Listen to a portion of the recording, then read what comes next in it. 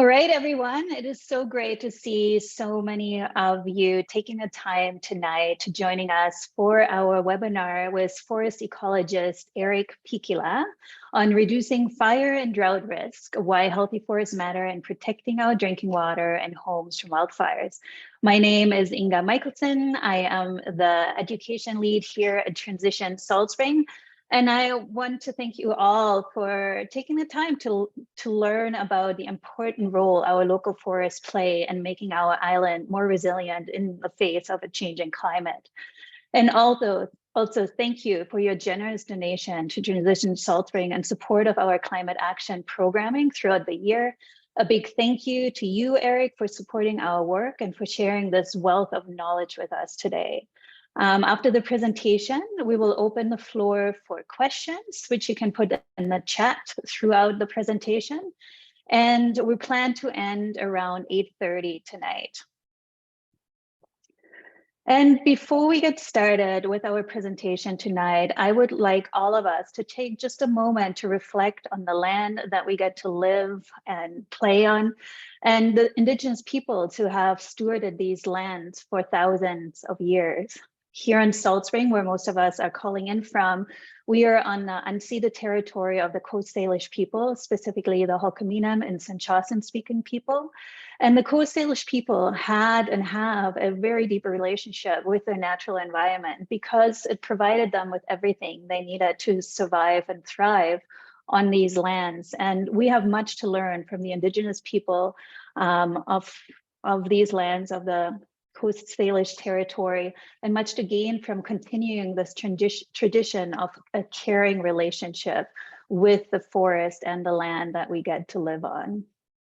And before we get started, we are curious to hear from you all about what is your personal connection with the forest and on our island. And Erin Ann is going to put up a poll, and you can just take a moment to reflect on that question. What is your personal connection with the forest on our island?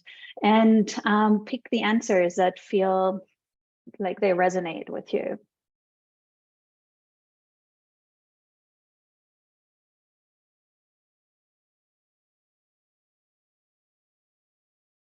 And don't forget to zoom down. There's quite a few options, and there's 2 questions there.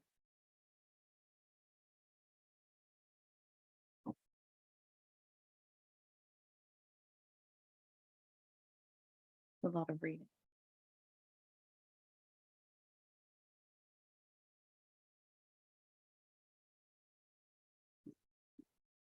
So the answers are coming in.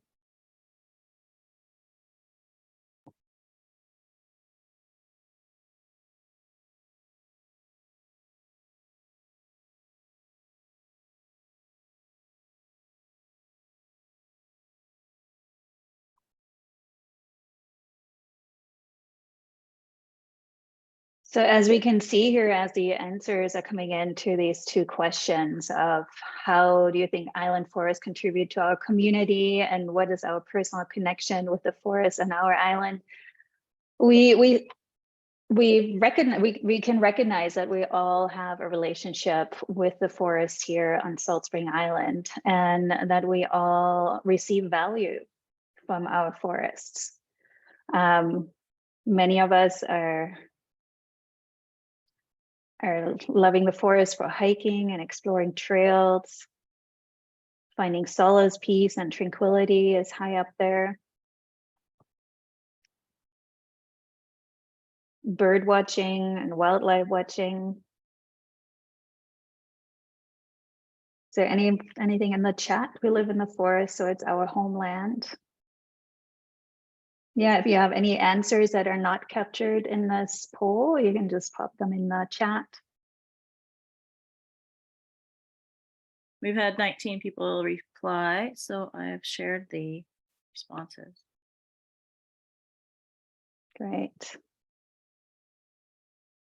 So we're as individuals and as a community, we do benefit from the value that our forests provide us.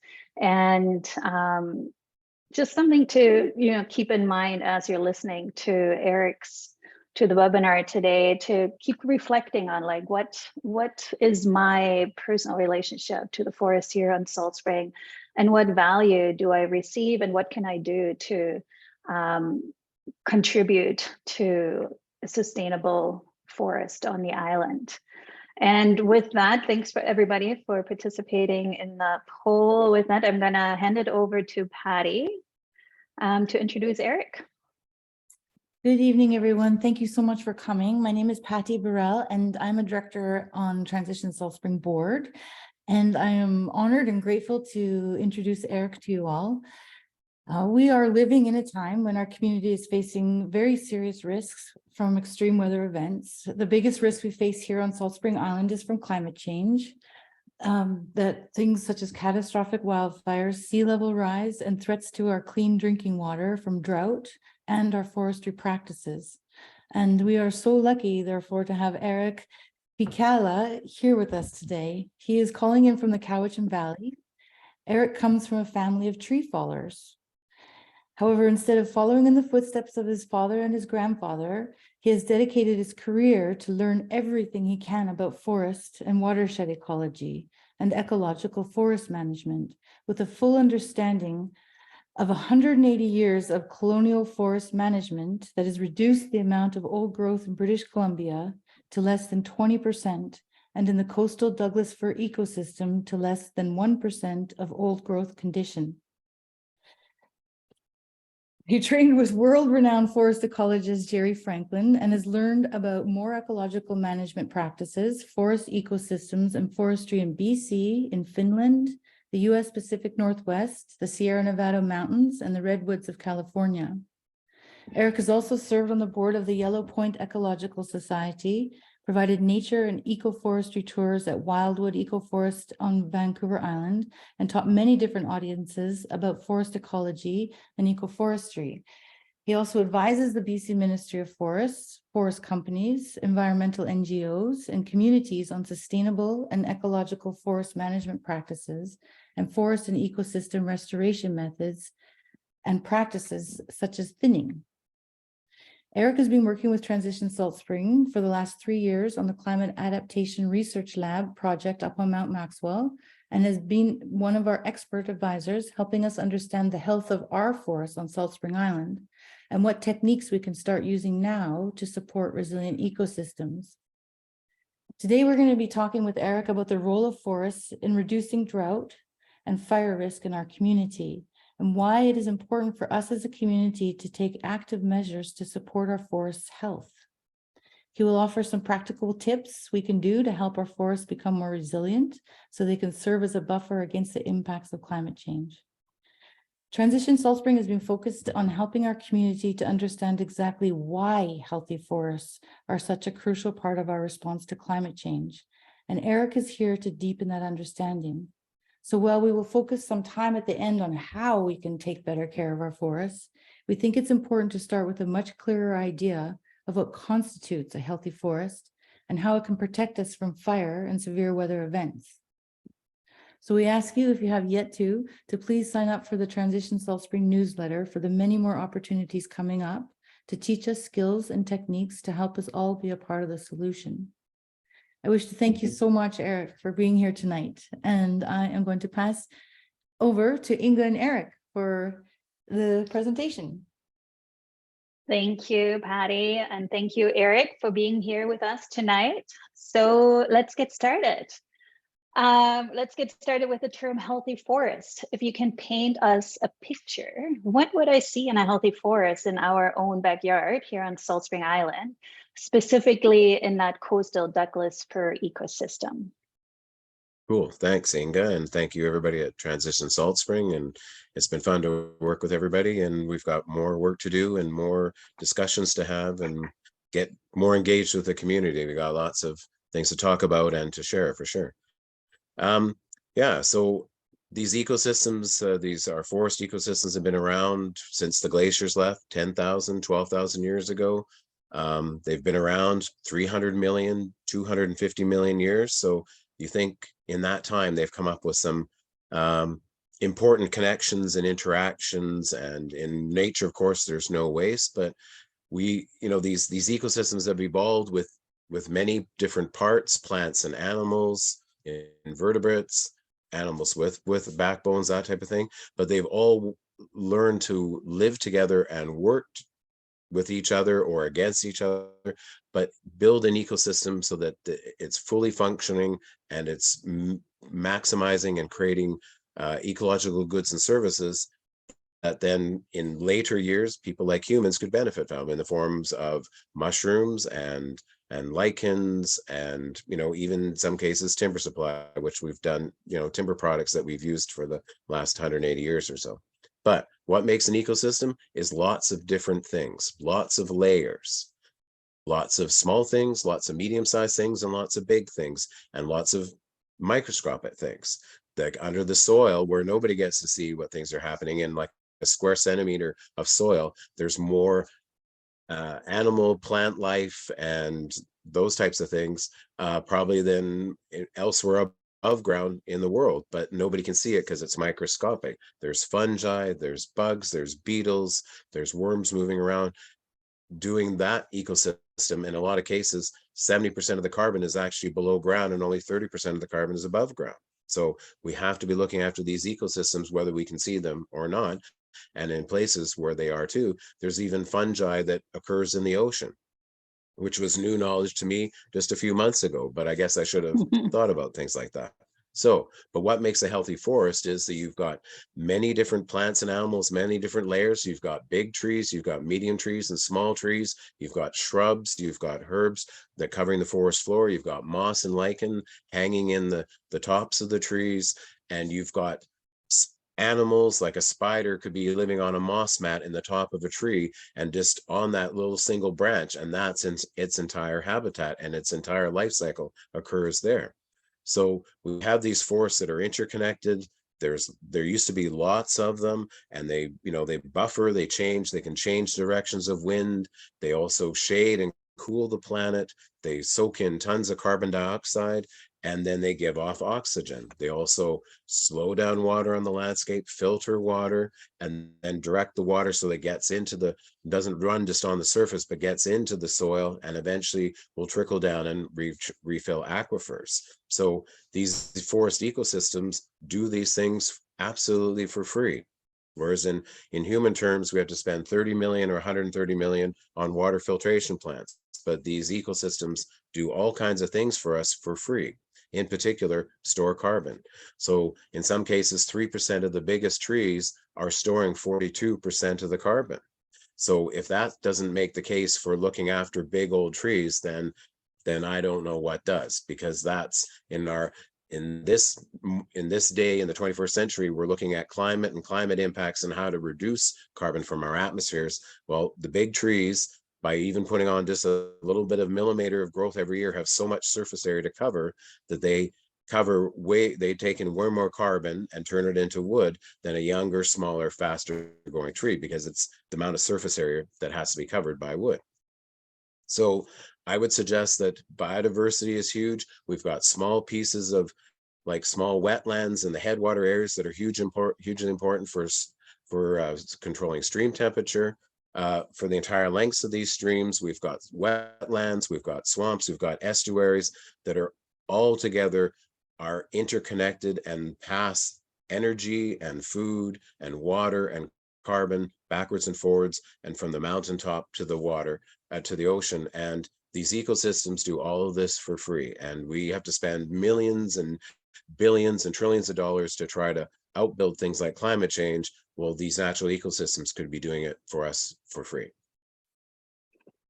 Wow, I really love the picture that you painted. I could really imagine what a healthy forest looks like here on the island.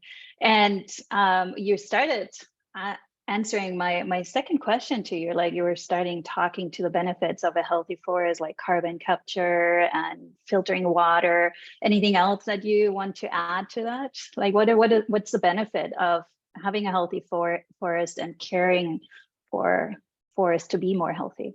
Right. Well, it also, these forests also shade and cool the planet. They provide habitat for all kinds of wildlife species and centipedes and millipedes. And those things are created, the ecological niches, or in forest too, you have what are called food webs, where energy and food, is created by the animals that eat vegetation and leaves, and then they get eaten by other things. And then as you move up the sort of the food chain or the food web, then that energy and moves up towards the top to apex predators. So as well, that you've got you've also got nest webs. So then there's woodpeckers that need dead trees, and that's another important part of a healthy forest too, is you need to have a whole dead wood cycle. So you need large live trees, which when they die will create large standing trees, which are called snags. And then when those logs eventually fall down, then they become rotting logs in the ground, or nurse logs, and those types of things. So after 100 years in a Douglas fir forest, as the rains are washing down through the forest, or sprinkling through the forest, and washes over that decaying log on the ground, that log is putting in 49 pounds per acre per year of nitrogen into the soil, and eventually rots and becomes soil. So in places where we do lots of logging and we have our logging operations, we're taking 95% of the logs away. So hugely important. And then if a log happened to be burned in a forest fire, then wetted by winter rains, then it will actually absorb more moisture and more nutrients than if it was burnt. So hugely important. And then talking back to woodpeckers again. So then woodpeckers require time for these trees to grow big and large, and then have fungi in them starting to decay them to make it softer for woodpeckers to chop their nests into. But then woodpeckers aren't the only occupants of woodpecker holes that they're chiseled out into these trees, dead standing trees, because through the decades and even centuries, as these holes perhaps get enlarged by other occupants, you maybe have wood ducks living into them, maybe owls. And then even if these holes get big enough through time in these dead standing trees, the hole may get big enough to create a burrow that then even a cougar or a black bear can climb up and live into as well. So there's things called nest webs where woodpecker homes are actually shared through the decades and centuries. So again, that's sort of, above ground kind of stuff too, but you've got these, as it's been termed, mother trees. So these great big huge old trees doing their photosynthesis production and then sharing that with the ecosystem. Big huge old cedars share carbon. They're called a carbon pump. So they a calcium pump. So they share calcium in the ecosystem. And on the flip side, the cedar, by sharing calcium in the ecosystem, actually they need that calcium to get water to the tops of the trees. So as a red cedar gets older, the tops start to die. So you can see that sort of characteristic view of the red cedars where they've got multiple dead tops. So where they're sharing with ecosystems, then they're actually losing on their own at the individual tree point of view. So there's just lots of things that Western science has gotten really good at understanding, and there's new discoveries coming in every day, and we have to take that knowledge and then our Western science, and then combine it with 14,000 years of traditional ecological knowledge from First Nations, and then we would just have an absolute winner combination of understanding what these ecosystems provide, and then how can we be slowing down climate change. Bringing it to Salt Spring Island, Erik, what would you say is the overall health here of our forest on the island, considering that, you're speaking a fair bit about old growth forests? That's not really what we're seeing here. So can you speak a little bit about, what we have here right in our backyard, and how is it different than it used to be before us settlers arrived here? Well, before the settlers arrived, there would have been, perhaps some burning by First Nations. There would have been natural fires occurring too. And what, which is really good, I think, for Salt Spring, is that you guys have, in most cases, have maturing forests that are getting older, that means then time is somewhat on our side, that as these forests mature, they're getting closer and closer to recovering, because there was, you know, logging in the early days, and luckily I think for Salt Spring it happened, you know, maybe 100 years ago, 80 years ago, 90 years ago, and then more recently in the 90s and the 80s and 90s and 2000s. So we have a lot of forest cover, which I think is really good on Salt Spring, and it is a second growth forest, a younger forest, but it's maturing as time goes on. So that's time that is banked, that's helping us with this development. And then as we look after these forests and let them get older and bigger through time,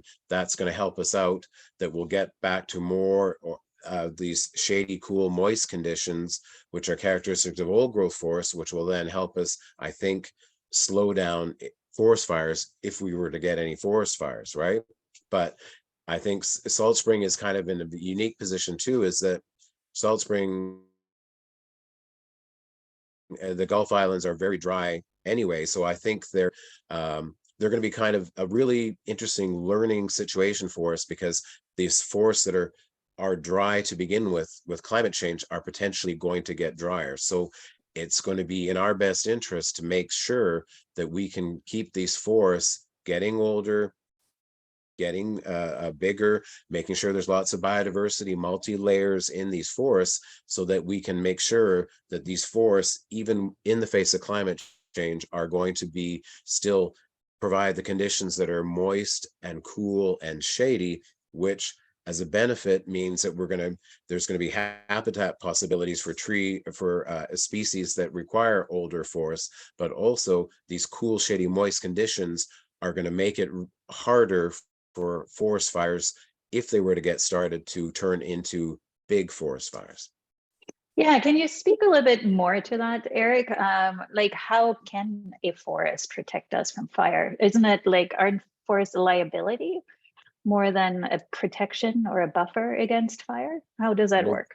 Well, that's what people think too, is that in California, in the redwoods, they thought that, you know, these redwood forests were just soaking tons and tons of water up from the ground. So they said if we logged a chunk of forest, there would actually be more surface water and groundwater available. Well, it turned out to be the actual reverse.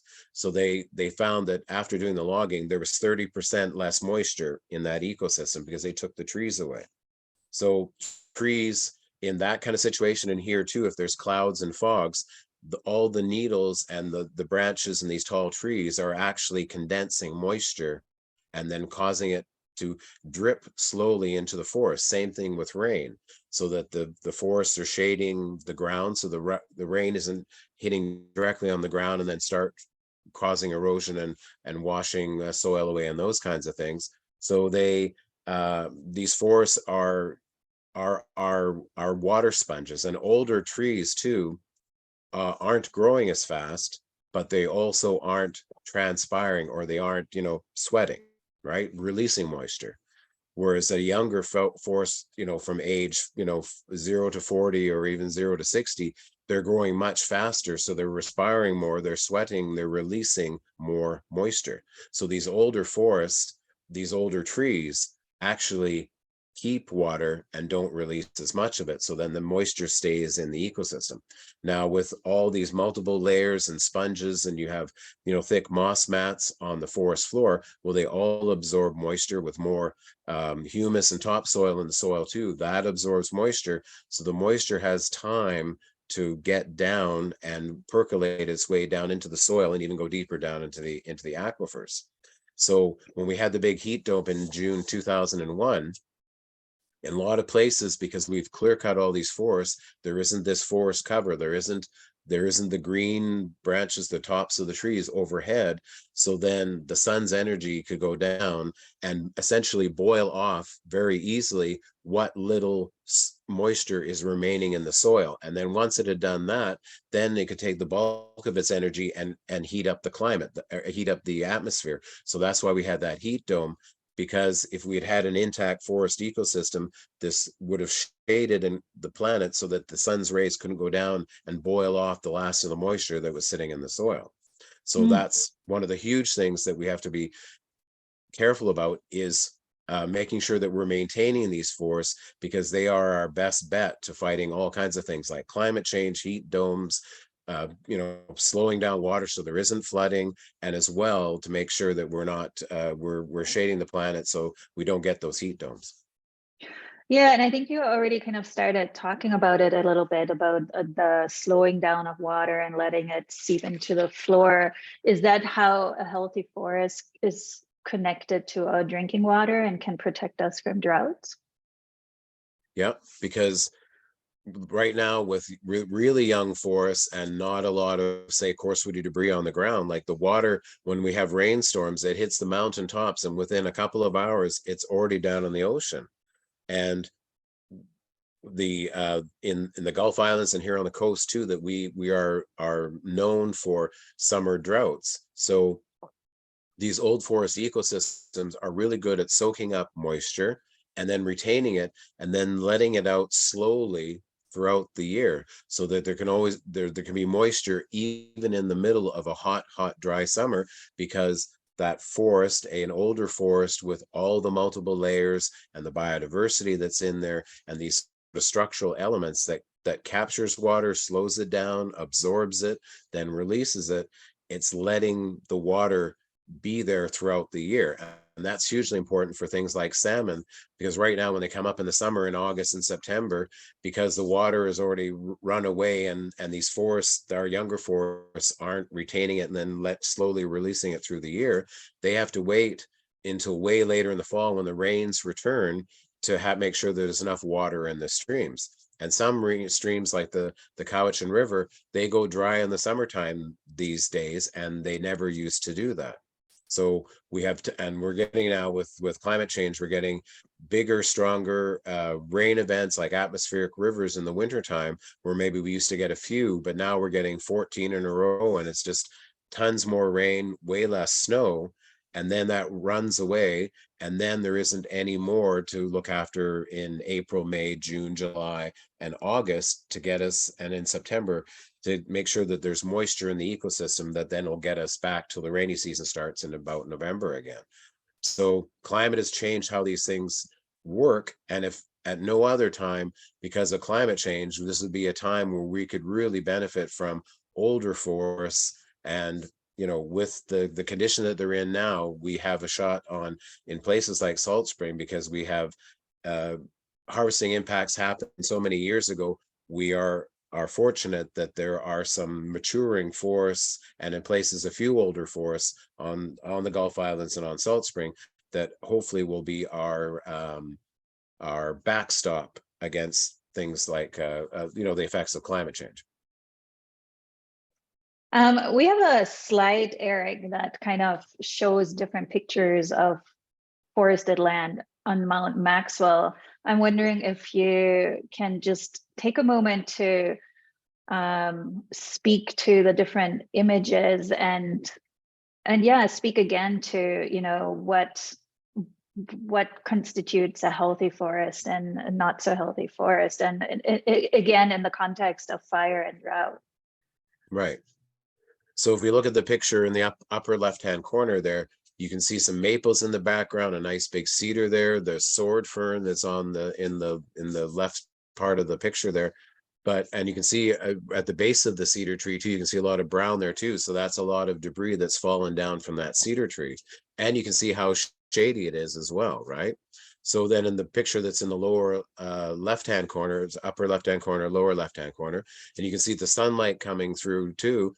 But you can see deciduous trees there, maple trees, you see some big tall trees, and that's got a little bit more light in it. So in some cases, old growth forests, can be even quite open, where there's a lot more light getting in there too. I was out in Tofino over the weekend, and this little small cedar forest had masses of amounts of sword fern and skunk cabbage and salmonberry growing up because more light was available. And then another section, a much more close canopy with cedars and hemlocks and way less light. So there's a lot of different cases, but when you have a forest that has all these multiple layers and multiple species, it's much more going to be able to withstand the changes that are climate change is throwing at us.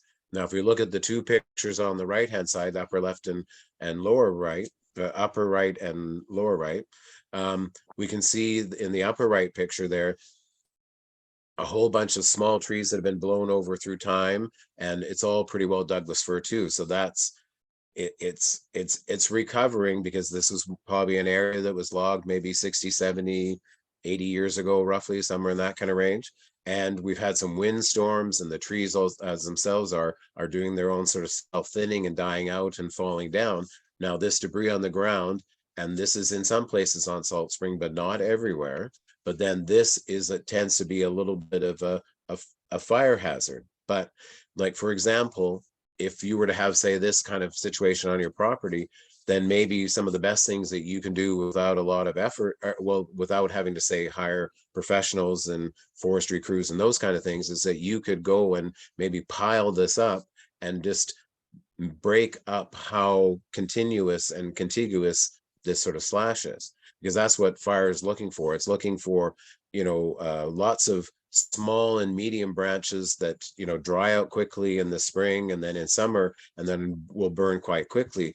But in clear cuts are kind of look a bit like that too, where there's like a sea of slash, right? But if you have this kind of situation on your property, maybe by piling it up, you can remove that. You'll also, as a side benefit, create some habitat for voles and different things. And then maybe fungi will come in, and then that'll start to decay, and you might even have some seedlings growing on it if you sort of pile it together. If you add some wood chips to it, maybe that'll help with the decay process too, and also moisture holding capability too. So that's a bit of a fire hazard. It's on there, and I've seen it in places on Maxwell, but it's not everywhere. So then we just need to keep our eyes aware that where there might be some issues, where we can do some simple treatments. In some places, forest may be so dense that we probably need to go in and do some ecological thinning and take some of those trees away, because it's just absolutely so dense. As well, we want to make sure we're looking at what are called ladder fuels. So trees that have their crowns, their green branches reach from higher up into the forest, into the canopy, but then they also come close to the ground. So if there was a ground fire, it can sort of jump up and then climb the tree like a ladder and get that fire up into the tops of the trees, which then is it's sort of a dangerous situation. So we definitely have to be aware of our forests, but we don't have to be, I don't think we have to be fearing them. But then also too, with the work that we're doing in Mount Maxwell, that we're doing some thinning and we're doing some learning, and we also have quite a lot of knowledge coming in that we're happy to share that with landowners, and can come and give a bit of an assessment to see where there might be issues where there might be issues and where there are not issues, so that we can focus on where there's some issues and need some solutions, and other areas may not need anything to happen to them other than to sort of just to let them grow and keep on maturing. And if it was harvested a long time ago, then continue the recovery kind of process. Now the picture on the bottom there, that's is probably one of the danger kind of locations in the lower right there, where you've got a whole piles of logging slash, it looks like old logs, and you've got super dense trees, and probably all Douglas fir and those kind of things, maybe some hemlock as well. That would be an area that I think would be a really good candidate to do some thinning.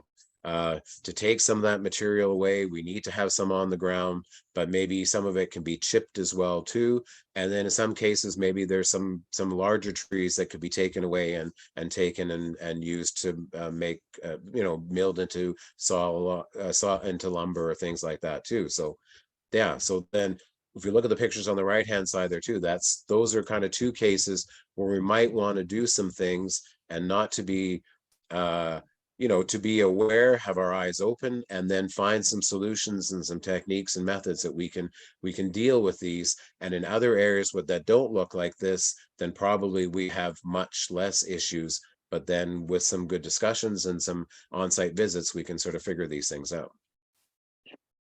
So I love that you're already kind of jumping on to what we can do to the forest. Yeah. Why not just leave them alone? Like, why should we do anything? Isn't the idea that the forest can kind of regenerate itself over time?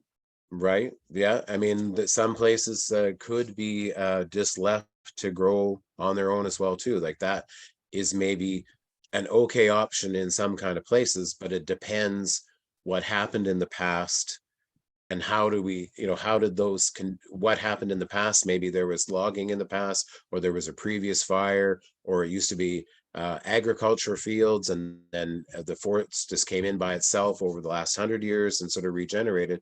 So there's all kinds of reasons why forests are in the condition the way they are, the way we see them now. So what we need to do is we need to, in a lot of cases, I think, just do some quick analysis, and you can figure it out on site. And we may have some historical records that'll help us too, but to figure out how did the forest get to be the way it is that we see now. And then if we look forward, what are the possibilities? What challenges are coming at us, in particular climate change, and what may we need to do. And like I said, is that those two pictures there on the right-hand side, those probably need some treatment, but there may be other areas where maybe the only thing we need to do is prune some of those ladder trees. So that's what I mean, is in some cases too, we may need to do very little or even nothing, but in the best case too, is letting these forests go bigger and older is going to help us in a lot of cases slow down water, store more carbon, create some habitat possibilities. So in a lot of cases, that might be our best option too, is just to let them grow. But I think we need to kind of go into this with our eyes open and our minds open, that some of the things and how things happened in the past did set these forests down to us in a certain trajectory. Well, it may not be the best to leave them on a trajectory that is going to cause us issues later, that maybe if they're going to be more fire prone, or if invasive species have come in and those types of things. So nature definitely is, what we also want to have is that we don't want to be fighting nature, because nature does these things best. But in some cases, we're going to need to help out. Like it may be even of interest to, or it may be necessary to actually bring back some prescribed burns, because we've been putting fires out for 100 years, which has caused all this growth. So, and First Nations used to burn quite a bit too. So in some places in the province, maybe not Salt Spring, maybe it might be an idea to have a spot burn, or just take a tiger torch and just scorch a log to help improve its moisture holding capacity. But then on a case by case basis, we probably need to bring back some fires as well, to do some thinning, to do some prescribed burns. And they're doing them in California. They've been doing them for like the last 30, 40 years. And in California, they say that if you, in a natural fire, if it got started, and it seems counterintuitive, but if you have a fire and you let it burn a little bit more freely, that they found that there was a 30% increase in the amount of water or moisture in that ecosystem. So I know burning a forest to store more water doesn't make any sense, but that's some of the science they've seen as well too. And First Nations used to burn for berry production, create openings in the forest, and that's what we have in these forests too. Like there's small, younger parts in the forest where there's maybe shrub layers with huckleberry and other types of berries, elderberries that are growing there as well too. So we want to make sure that these forests, we've boxed them into being sort of monocultures with our logging and planting, and we really need to bring back biodiversity. But we also, what they say about fires is that fires create pyrodiversity. They're engines of pyrodiversity, because only a fire can do what it's going to do. And we want to make sure that these natural disturbances, like even in a wet forest on the west coast of Vancouver Island, maybe a forest fire went through every 1,000 years. So it's just really important to make sure that how these forests have been here for the last 10,000 years, we help them if we possibly can, with our eyes wide open and our minds open, and just to make sure that we're alleviating problems, we're not adding to more problems, and we're kind of getting back these forests to more their normal ecosystem condition. Right. You talked a lot about fires and prescribed burns. leading us towards wildfires. I was outside earlier this morning and there was wildfire smoke in the air. There are tons of out of control wildfires burning in BC, Alberta, and other parts of Canada. How likely is it that we would have a catastrophic wildfire like we see in the Okanagan, Caribou, Kootenays, Peace River, here on Salt Spring? Is it likely that we would have those catastrophic wildfires? And how is having a healthy forest maybe a buffer against that? Right. So then, like, as I mentioned, those cool, shady, moist conditions are going to be I think our ace in the hole when it comes to fires. There was a fire in the Nimfish Valley, the north end of the island, that started in a clear cut in about 2012, 14, somewhere in there. And it started in a clear cut, ran up the hill, ran into an old growth forest and stopped because of those shady, cool, moist conditions. So I think that if we let these forests get bigger and older and have all our biodiversity in them and store water storage capabilities, we've got large rotting logs in the land, that those logs are going to become less and less fodder for, fuel for fires, but then they start providing all those ecological benefits and habitat and those types of things. So the chances are about 2% for lightning caused fires.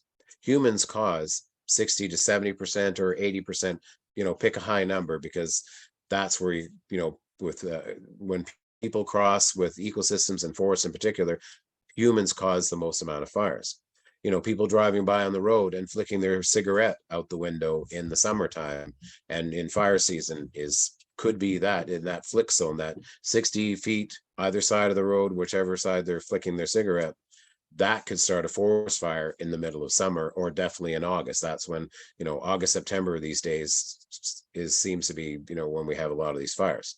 So if we get a huge dry wind blowing a fire, then it doesn't matter what we've done. And if a fire gets started and we have, 60 mile an hour winds or 60 kilometer per hour winds, then it's almost, it doesn't matter what we've done or where we are, but we want to make sure that we have our forests as, if we can keep forest fires to ground fires, then that's going to be our best bet, because then it's never going to climb up into the top of the trees and then get a chance to be driven by wind. So if we can look after these forests, make sure they're doing everything we want them to be doing, and we're making sure that biodiversity is there and all these different structures, rotting wood, we've got lots of good crowns on the trees, we've got intact forest canopy, and I keep mentioning the shady, cool, moist conditions, but realistically, those are going to be our aces up our sleeve that will help us fight climate change and also big, huge forest fires. So that's, I think, and for Salt Spring Island in particular, that needs to be the focus, that any fire that gets started, we're going to need to put it out quickly, but we always want to make sure that if there's any kind of fire gets started, that it's just ends up being a ground fire and can't climb up into the tops of the trees. With that in mind, what are some of the specific things landowners and concerned citizens can do to manage the forest for drought and fire? And maybe you can talk to that a little bit also in the context of fire smart, because I believe many homeowners are familiar with making their property fire smart, and the fire department is definitely very good at promoting that and supporting homeowners on that. But yeah, how does fire smart is connected with like forest management as well? Right. So then around the house, you have the defensible space, and you want to make sure that there, whatever the number is, like 50 meters, 100 meters, that there's nothing that's going to, if a fire was going along the ground, that it can keep running and then get towards the house. But in some cases, it's going to be pruning up some of, like I mentioned, those ladder fuels. We just want to make sure that there's, some logs on the ground, but we don't want a massive sea of fresh, small, fine logs lying around, and new, fresh has a very high fire hazard, and the longer, and when that fire hazard could extend out many years too. So that's kind of the case too, is that we don't want to be clear cutting these forests, because we're just adding to the problems and making this sort of climate change driven conditions that we have these days. By bringing that in, you're just adding to the possibility that we're going to get forest fires. Also too, when it comes to clear cutting, a lot of cases broom is chasing in there too. Well, broom has sort of a buildup in oils in it too, and is quite has quite a high fire hazard and is quite flammable in a fire too. So we want to make sure that there's certain invasive species like broom are making sure that, you know, if we've made some land changes or we've cleared some land, that we want to make sure that things like broom are not coming in there, because they bring a very high fire hazard with them. We want to make sure that we want to make sure that that we maintain forest cover, that we do that. But even too, we can do things like thinning, where we can open the forest up a little bit, and we'll have more room for the canopy, for the crowns to grow outwards this way. Because if we take a few trees away, then the trees that are left will take what's in the ground, and then you'll concentrate the growth into fewer trees. But also we want to make sure that if we open up these forests a little bit, then we're going to get things like shrubs growing in there too, and shrubs will help shade the ground and slow down water and create some production for us too. But we want to put as many layers between bare ground and the atmosphere and the sun as we possibly can. And we also want to have thick moss mats growing on the ground too. So those thick moss mats absorb moisture, and they need to be in sort of partial sun, a little bit of sun, and shady conditions. So we keep our forest cover over top. We have those layers. We have shrubs. We have lots of vegetation, ground cover on the ground, and we have multiple layers of trees. So they're all shading and keeping the situation cool. And then nice rotting logs in the ground that are then decaying away, becoming water sponges, and keeping moisture in the system. So we can do a lot of that. We can move our forest along towards old growth kind of conditions through thinning. We can do ecological forest thinning, that then we can create some instant dead trees by topping them. We can thin them out a little bit, take away from those dense situations, and we'll can even remove some trees and as I suggested, send them to the sawmill too. So we can sort of tick off some of the boxes. We can look after the ecology, old growth development. There's can be some social aspect to this, and we can even maybe create some economic possibilities from this too, because when we do a thinning, we can't leave all of the wood out there because it's a fire hazard, but then we want to leave it strategically, and we want to include some parts of this bank account that what are we missing? Oh, we're missing some dead wood. Well, we want to leave some logs in the ground, but there's just scattered around here and there. There's not a huge sea of them that then if a fire starts on this side, it can burn all the way across. So, this is part of some of the expertise that people like me and others can help with landowners on Salt Spring Island of what to be doing in their particular forest. So, and like I said, even the simplest thing a landowner could do is if there's lots of branches down, well, let's pile them into these sort of habitat files, but we're also breaking up how connected all those branches and down trees are on the ground. And we'll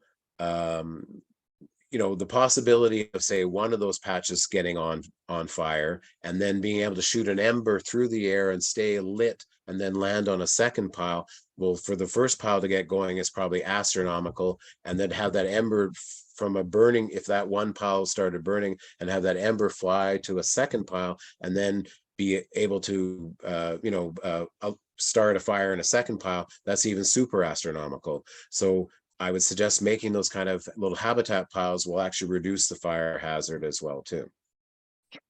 Great, thank you, Eric. There are a couple of questions in the chat box that feel quite relevant to Yep. where we're at in our conversation. And one of them is, how do you decide, like you talk about tree thinning, but how do you decide which trees to cut? Are there any Right. principles that apply? Yeah. There's lots of things too that, but we'll look sort of at biodiversity. So if we have lots of, Douglas fir trees, then maybe we can cut more of them. But if we have fewer, say, cedar trees and hemlock trees, because we want to increase that, then we'll say we can cut more of the Douglas fir trees, but then we also want to retain the bigger Douglas fir trees. Because we want to, and some of the, secondarily older trees too, because we want to keep that moving there too. But we also want some smaller trees too. We want some medium trees, and maybe we'll prune up those ladder trees that I call, like most often like a hemlock and a cedar. So maybe we'll prune those up so that ground fire can't climb. So there's a bunch of criteria that goes into deciding what to thin, and then it just depends the condition. If there's like in that sort of that third, the fourth picture, that lower right hand corner, where you can see piles of old logs and then really, really dense trees. Well, that's a really good indicator for us that we're going to have to go in and thin some of those trees. Yeah. So it just, again, it's sort of site specific, and then and based on an area that you'll go in and see what you can do. You also want to, maybe you'll take a few more trees out if you're trying to get old growth development, but you don't want to cut too many trees, because if you open it up too wide, then tons of light's going to come in, and then you may get broom coming in and all kinds of things, which then increases your fire hazard as well too. So it's trying to find a happy balance, just seeing what does the ground need, what is the ecosystem, what is it looking like, and what are the possibilities that we can do. Maybe in some cases we don't need to do too much of anything, and maybe we want to create a few dead trees, and then eventually those will fall down and become coarse woody debris, or these decaying logs on the ground. So maybe you get a tree climber to come in and top a tree, and then it's an instant dead tree, instant snag, which then through time will get moisture in it and start to decay, and then woodpeckers can come in and things like that too. So it's just looking at the landscape and trying to figure out in your sort of particular forest what elements are already there that maybe need a little help or don't need any help, and then what are sort of the missing pieces that you can see in that forest. So do we need logs on the ground? Do we need dead trees? Do we need really big trees, or are we missing smaller trees too? So yeah. Great. Well, thanks. Lots to consider. Another question in the chat box is there a reason why we should not limb Douglas fir trees even beyond 100 meters? So sorry, limb. Is there any Douglas, ecological? Yeah. beyond 100 meters? Oh, so sorry. I mean, from a house, you mean? Mm-hmm. Probably that's what they mean, right? No, I mean, Douglas fir, you could prune up the branches of a Douglas fir tree too. Like, that's not a thing. And then actually what you do is if you do that even more carefully, well, and you want to do your pruning carefully, you don't want to create great big scars on the branch, on the main stem of the tree, because it takes so long for the tree to heal over. So there's a place that basically there's a little sort of the branch stub that sticks out from the trunk of the tree, and then realistically there's a branch and they sort of connect, and it's called the zone of abscission. So where these two connect, that's the place where you can make the smallest scar when you're actually pruning branches. And if you cut out towards the end of the branch, well, then you're going to leave a stub from the main stem and of the tree, and that's not good. And then if you put your saw too close to the main stem, where you're going to make a massive scar that the tree has to heal over. So you find that happy spot, and then that's the smallest scar that then the tree can heal over. So if you did that too, you actually would be creating, in the longer term, you might be creating some better wood quality in that Douglas fir tree, because it'll grow over that branch stub and then heal, close it over, and then eventually it recedes into the interior of the tree as the tree keeps on growing. So I wouldn't rule out pruning any of the trees, in particular things like grand firs and Douglas firs would react to it better. Cedar would okay, and hemlock doesn't really help it at all, but you could still prune a hemlock up because you don't want it to be a ladder fuel. So again, it still sort of be site specific, but you could actually improve the quality of the wood coming from, say, a grand fir or a Douglas fir in particular by doing that pruning, and you may also then be removing those ladder fuel possibilities because you got rid of the lower branches by pruning them off. And how far up the tree would you go with that? Well, depending on the height of the tree, right? So the height of the tree is that you just want to make sure that if a ground fire came along, so if you took off like 10 feet from the bottom, 15 feet or so, really, but a big, huge something like, there's fires now in Nova Scotia, and they're like 100 feet tall or something crazy. Like, so if the flames are that high, we're not going to prune to the top of the trees, but we're looking that we don't want a ground fire to climb up into the tops of the trees. So in the past, on a silviculture project where we were dealing with some really, really tall trees, we were going up, we had 15-foot poles, and we were reaching up as high as we could with our arms. So maybe we were going up 17 feet. But it just depends on a case by case basis. And silviculture work we used to do in the past, we used to do 2.5 meter lifts and 5 and 5.5 meter lifts. So 15 feet, so 5 meters, so 15 feet, and then other ones 2.5 meters, so 6 and 1.5, so 7.5 feet. All right. Well, thanks, Eric. Let's maybe dive deeper into what we can do in a moment when we open up for more question and answers. But just kind of as a final question from me tonight, if you reflect on your experiences in other parts of BC, what do you think is our unique opportunity here in our island community? Okay. What I'd also like to just touch on too is the concept that I talk about is sort of an ecological bank account that these forest ecosystems and ecosystems in general, they have a certain amount of biomass energy already built into the system, and then every year there's a little bit of growth. There's always new growth.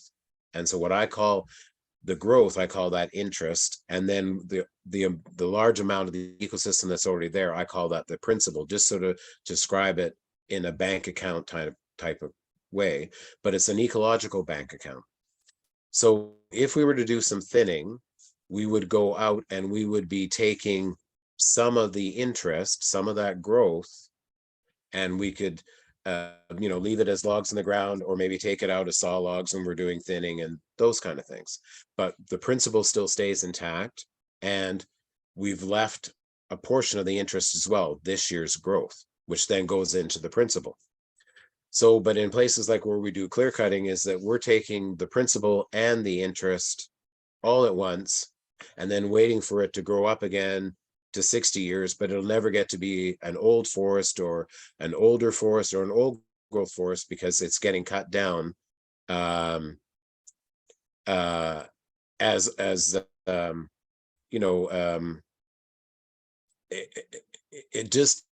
it just makes it really important that we are looking after this ecological bank account, and that applies in the ocean, it applies in estuaries, it applies in rivers and in forests and watersheds and these ecosystems. And extractive industries have a way of taking the principle and the interest, and in some cases it will never grow back, like mining. Minerals in the ground do not grow back. Trees and forests can luckily grow back for us, but we've still been, for the last 180 years, we've been taking principle and interest away, and that has to have an impact, and nobody's even really looking at that. But what happens to, soil if you take all the logs away, then what used to be a closed system, well, those logs are now not going into and creating new soil. So that means that the soil is decreasing and the productivity of the soil is being decreased as well. So that's a concept I'd like everybody to think about too, this ecological bank account. So Inga, can you read the question again, please? I love that metaphor that you're using there. Yeah, maybe tie it. My question to you was like, what's our opportunity here on Salt Spring? Maybe you can tie it into that ecological bank account, or Right. yeah. So what's our opportunity? So I would say that because the Gulf Islands are dry as they are already, and they're only going to get drier with climate change, I think there's a huge opportunity here to be a leader in innovation of where in an already dry ecosystem, we're going to have to try some really novel stuff to see if we can fight climate change. So I think that's a huge opportunity. And as well, there's been some interest in some loggers that are using some smaller equipment. I think we need to bring some smaller equipment in from places like Finland and Europe and things, and bring those in because it's perfect for second growth forests. But I think it, if nothing else too, that the Salt Spring project in the Gulf Islands, I think could be a way to start showing how landowners and scientists and politicians and bureaucrats and how we start working together. Because if we don't, and you know, and loggers and everybody, like everybody working together instead of yelling at each other from our towers, let's get out in the woods and come up with these solutions. Because I think really we have a lot of common ground. We just need to get out there and see it together and find that common ground. Because if we don't start working together, then people are going to come from other places. The feds may come at us, the province, you know, regional districts, or who knows, that are going to come and tell us. I mean, and also too, maybe even like fire services, you know, you know, and emergency services across BC too, are going to come and tell us, you know, because of floods and everything else too, that they're going to come and impose maybe even super onerous regulations to stop flooding, to stop forest fires, you know, to stop heat domes. So my suggestion is that we should start working together, everybody, and make Salt Spring Island and the Gulf Islands, and maybe, you know, coastal Vancouver Island here, this coastal Douglas Fir ecosystem, how we could be an example of everybody working together, you know, positively, and making a difference to fight climate change, but also looking after these ecosystems and making sure that we've come up with a local solution that we are working together and we're implementing together. We've thought about it, we've figured it out, and we're working together, all of it, so that other people from other places don't come in and drop some draconian rules on us that because we didn't come together and start working together and use the best science and those kinds of things. So I think that's a huge opportunity, and then maybe show other parts of the province that we could be leading the way here, and then also showing like forest companies and the government, you know, to help guide them, because they seem to be stuck in the past, that what do we need to be doing and looking after our ecosystems as we try to fight climate change here in the 21st century. And as I would suggest as well, it's a huge opportunity to tick off a lot of boxes, like the ecological box, a social box, and even an economic box, because I think there's possibilities to do a lot of things, and I think we want to be inclusive and work together and collaborative instead of fighting with each other and vilifying and those kinds of things. So that's what I think is the huge opportunity here. And basically, if we don't start working together and figuring this out, then basically we're going to be you know, snatching defeat from the jaws of victory. And I would like us to be working together and finding a solution that works for everybody and keep moving everybody forward, and in particular look after the health of ecosystems, and in particular forested ecosystems. Yeah, and why do homeowners play a key role on Salt Spring? Well, they play a key role because, like, and it's the same across the coastal Douglas Fir ecosystem, is that because so much land is held in private hands, that these private landowners are going to be our make it or break it for the coastal Douglas Fir ecosystem. We need to engage with, connect with, motivate, and maybe in some cases incentivize or even reward or subsidize. I don't know what it is, what all those words, but because there's so much private ownership, there's very little crown land, and that can be this. So our major partners in this need to be the private landowners. And there's so much, science coming out these days, like agroforestry and ecosystem science and those types of things, that it's just crazy if we don't start working together and figuring these kind of things out together. And people are going to keep cutting trees down, but I would like it not to be clear cutting. I would like it to be ecological for ecological reasons, but there can still be some economic benefits, and because we can't leave it all out there because of fire smart. So let's figure out how to do that properly.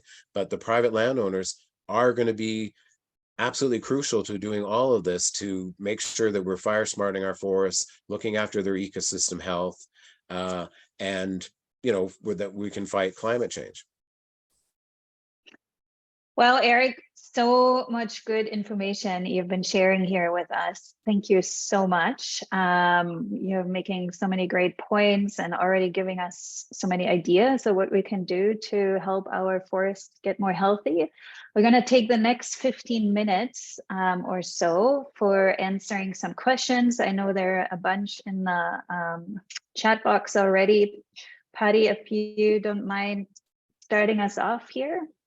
Oh, yeah. And then, so I'll just touch on that too. So I saw Ariane's question there too. So all the stuff that I'm talking about is sort of from the Western science kind of angle too, but then definitely we need to tap in, we need to connect with, and we need to learn from First Nations traditional ecological knowledge too. Like all the stuff I'm sort of Western sciencey talking, but that's a big move too. And we're going to have to do from that, like as I suggested in the beginning, I see these ecosystems, in particular old growth ecosystems, as sort of clean code, that if nothing, if man had no impact on them, then we, and what remnants there are, then we want to pull information from that. Then we've got 14,000 years of traditional ecological knowledge from the First Nations. We have to learn from that. We've got 60 to 70 years, maybe even a bit longer, of Western science, Western ecological science. And then the other box that I mentioned too is that as Patty mentioned in the introduction, is this 180 years of colonial forest administration, right? Or ecosystem management. Talk about, estuaries, talk about fisheries, on and on it goes. It doesn't really matter. But what have we done to these ecosystems over the last 180 years with extractive industries that haven't had to measure their ecological impacts from their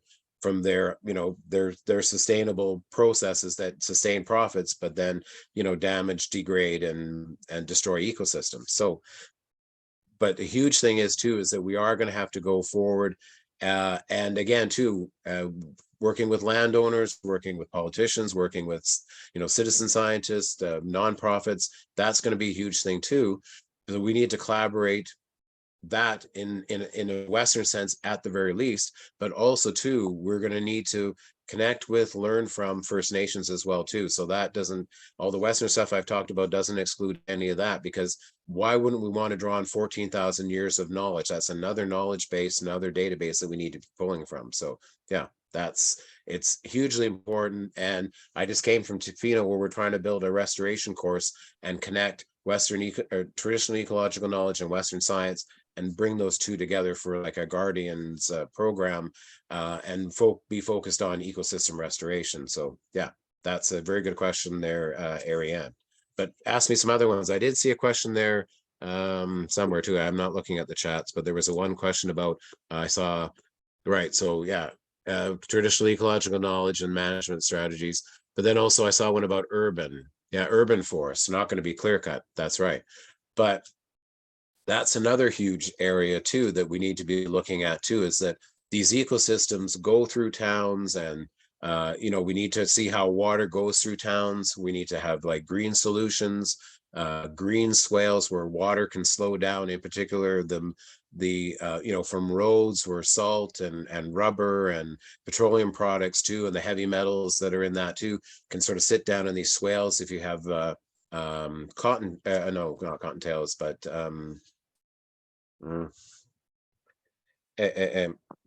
Cottonwood. no. Oh shoot, I've gone blank now. In a swamp that's got those brown things. Oh, cattails. There it is. Yes. So those cattails are really good at removing heavy metals. So we need to have a lot of, in urban areas too, we need to be building less hard infrastructure.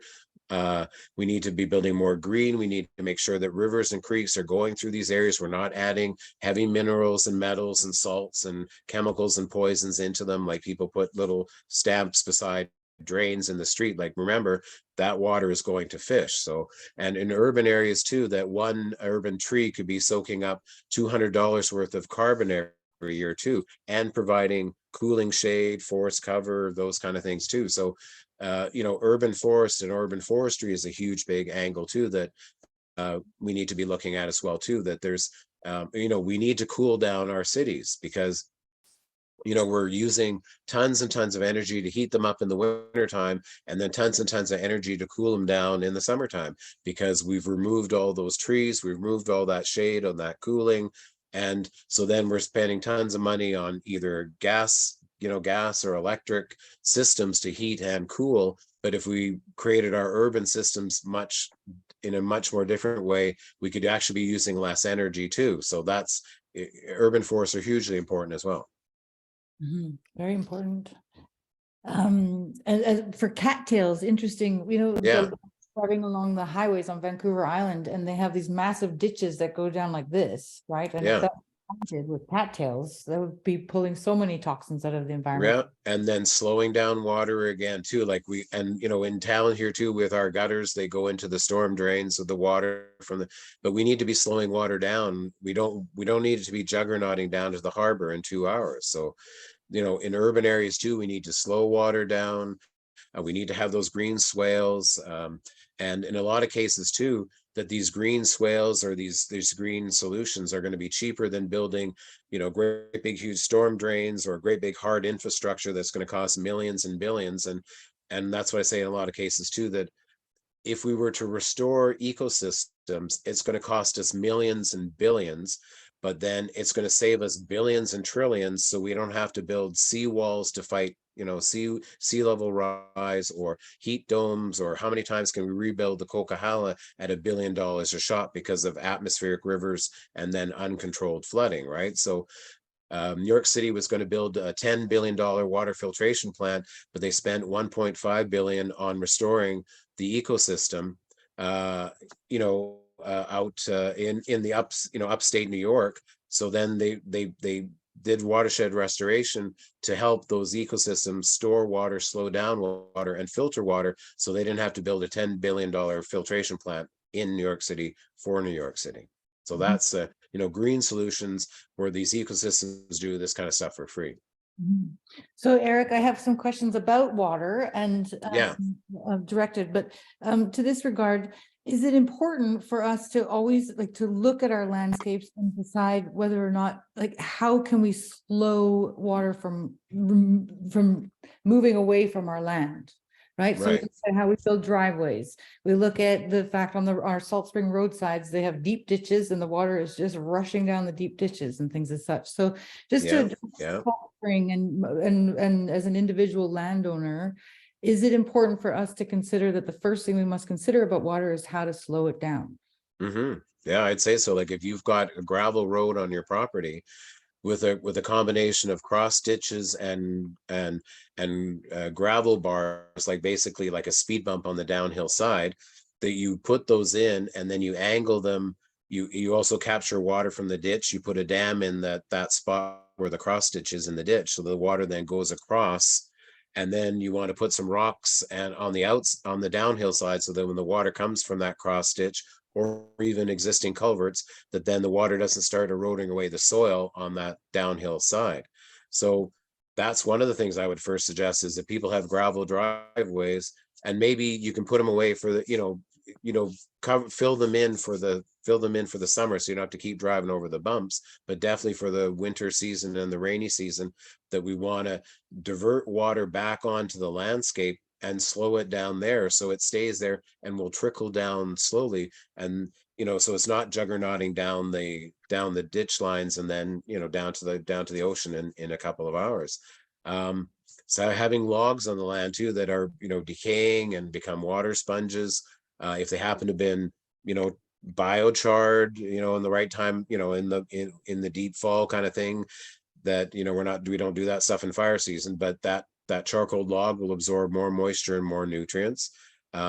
Having intact forest, that forest cover is hugely important too, and multiple layers inside of a forest. Small wetlands, protecting small wetlands, making sure that we're buffering our creeks and streams to keep the temperature down, because these days summer temperatures in the streams is 25 degrees Celsius, which is lethal temperature for salmon.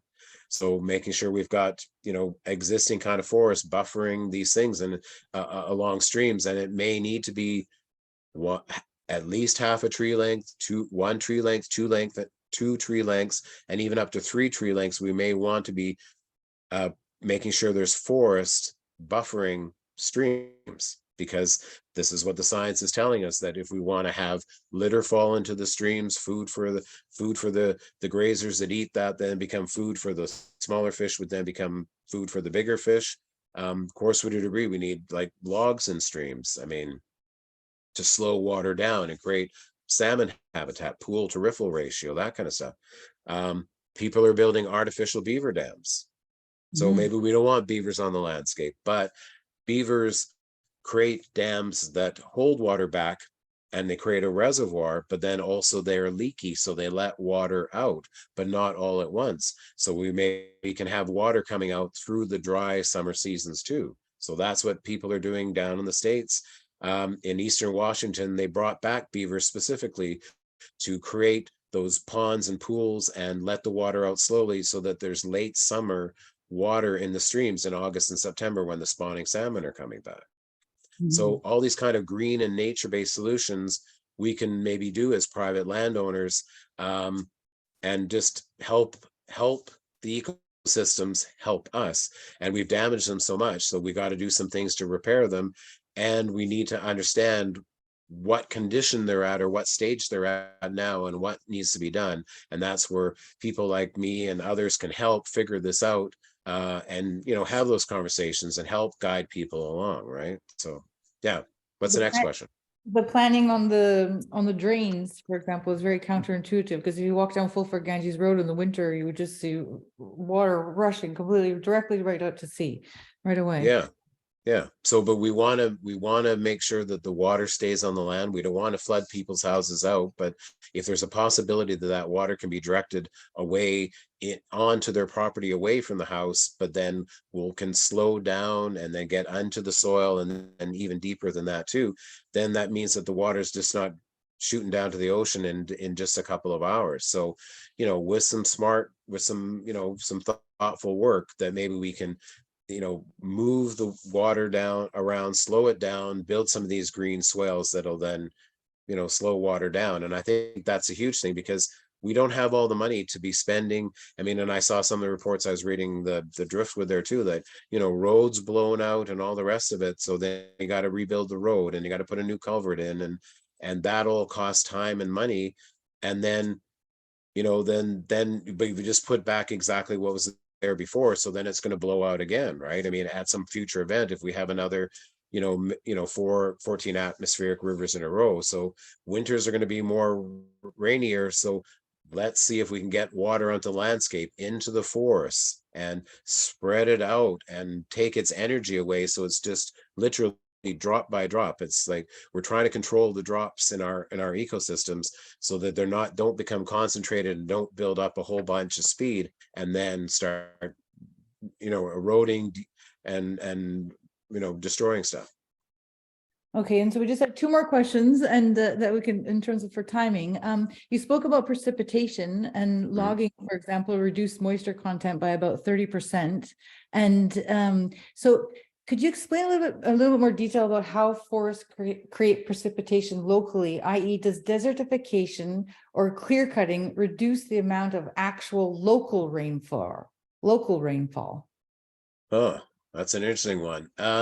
Well, so in the summertime, so clear cuts could reach like 60 to 70 degrees Celsius because you've got all these big stumps. They're white, they're reflecting heat. Then you also have brown areas which are absorbing heat from the sun, and then that's radiating out as well. Like if anybody walks through a clear cut, it is hot as all get out, and then go walk into a forested stand, right? So, and also too, like for example, in these forest ecosystems, if you have fungi, so the fungi release billions of spores. So they've done some science, or not some science, they've done science on this. So those spores could be flying up to like 30, 40, 50,000 feet and then condensing moisture and then falling back as rain. So we need fungi in these ecosystems, but there are things like lichen and fungi after logging, after disturbance, wildfire, whatever the case is. The conditions may not be right. These cool, shady, moist conditions may not return for 150, 200, or 250 years. So then if the fungi aren't there, then we're not getting the rain, moisture creating, moisture holding, log decaying benefits of fungi. Oh. So how can we do that? So one of our projects on Salt Spring Island that Ruth has been working on and I've been advising a little bit is our friend of ours named Tal. So he thought, and I visited his property up in Merville. So he had already, before I got there, had already been lumping together smaller logs to create a larger decaying log forest woody debris. And then what he did is he took some chips, some deciduous logs, and then chipped them and added those to the mix, and then put the branches with the needles and sort of made like kind of a long cigar kind of cocoon. But then some of the logs, what he did with as well, these little logs, he took a chainsaw and then cut little slits along the top to let moisture in, and then did some other slits down below. In other cases, he didn't. So what he was trying to do is to see if he could get water going through there, and if he could see if he could start, and if he could jumpstart the fungi coming back cycle. And he's found that there's already black little tendrils in these sort of engineered coarse woody debris logs that he created by amalgamating the smaller logs and putting those little slits in. So the water goes in because there's fungi in the air, in the moisture, and those kind of things. So he's already seeing some good results after even just a few months. So we'll see what that looks like in the longer term. And he's also done that as part of the Maxwell project on Salt Spring. And there's a thing on the Rain Coast Forest Society. It's like report from the field number 5, I think, that and lays out exactly what Tal was doing. So Rain Coast Forest Society, you can read up on that whole thing, and there's some videos of how he did it too. So maybe some of the islanders there on Salt Spring might want to be doing that on their property as well, instead of just piling them to make piles. So yeah, and also on our website and on the YouTube channel as well, according to Ariane. So there's all kinds of things we can be doing, and these ecosystems just do all this magic for us, and we've just really wrecked them. And now I think we have to do our best to help them to help us. And really we have to start thinking outside the box, because the colonial box has just, made a big mess of it. And we've got tons of science. We've got 14,000 years of traditional ecological knowledge. So we've got to be going and developing some new and innovative systems, techniques, and methods and processes that will help these ecosystems get to an older condition sooner than later. And in the meantime too, we're going to look at, create some social possibilities and maybe in some economics possibilities, because we can't keep, if we do some thinning, we can't keep all those logs out there, because we want to talk about we want to look after these ecosystems, but we're not excluding possibilities of making having some wood products out there too from these forests when we do our thinning. And then also as well, I know that there isn't really any official sawmill on or sawmills on Salt Spring. So then we're upping the carbon footprint of having to ship logs off of Salt Spring to places in Chemainus or other places to get milled, and then bring the lumber to Salt Spring. So then from a carbon footprint, that doesn't make a lot of sense either. So I think there's a huge possibility of creating like a local log market, keep the value of those logs on the island, drive the island's economy, and not add to the carbon footprint. But then also too is that there's lots of wood crafters in the Gulf Islands on Salt Spring. So let's connect them with some of that wood products too, that maybe we're going to take off some of these lands from thinning and those types of things. So I see these opportunities as ecological, social, and economic as well, to keep things moving forward. And like, I talk a lot of ecology, but then I'm actually more forestry than I led on, because I know we need to do a lot of stuff from the forestry angle. And I would like us to keep the logs in BC or on the coast or on Salt Spring, and not be doing raw log exporting to China and drive their economy. So I talk economics as well too, because I think these things kind of go all hand in hand. Wow. Well, there's so many more questions. You may Come on, throw me a couple more. Throw me a couple more. Come on. We are up at time, and I want to respect everybody's Oh man. time. But they can email me the questions or something like that too. How about that? You Okay. are welcome to email us. And thank you so much, Erik. So inspiring, and obviously so much more to say and so much deeper to go into the subject. We encourage you to join Erik. He's coming to Salt Spring on Sunday, and he's going to do a field trip out at Duck Creek Park on June 4th. So it's this Sunday from 2 to 4. Erik, do you want to just speak briefly about what people can expect when they join us for the field trip? Yeah, and we're just going to go out and have a look-see. Like, there's been some logging in Duck Creek. There's some natural stuff. There's the field next door, so we can see the differences between, sort of an open area or, surrogate clear cut versus that forest, and, just a neat little creek in there too, and just talk about the bits and pieces that make up these healthy forests. Some of the things that I've talked about, but to actually experience them, and that's what I talk to a lot of people too. Is that I think a lot of differences could disappear if we were to go out in the woods together, because all of a sudden you can touch the trees, you can see the dirt, you can smell it, you can smell the forest, and I think it'd just be really good to get everybody out in a lot of cases too, and just people who have been sort of natural in opposition to each other, it just somehow being out in nature and getting an understanding and getting everybody's eyes and minds ranged in, that this, I think a lot of the differences could disappear too. So we'll have a look at that, and I'm happy to come and look at people's property and just discuss, and what are opportunities, what are the issues,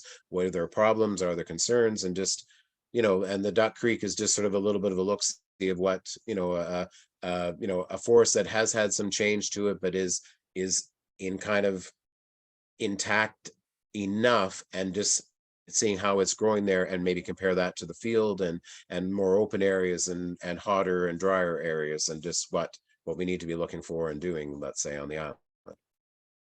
Well, that sounds great. I'm really looking forward to joining you for that. And if you haven't registered for the field trip yet, you can do now by following the link that's in the chat. And for those of you who want to re-listen to this webinar, please stay tuned. We're gonna email out the link for it.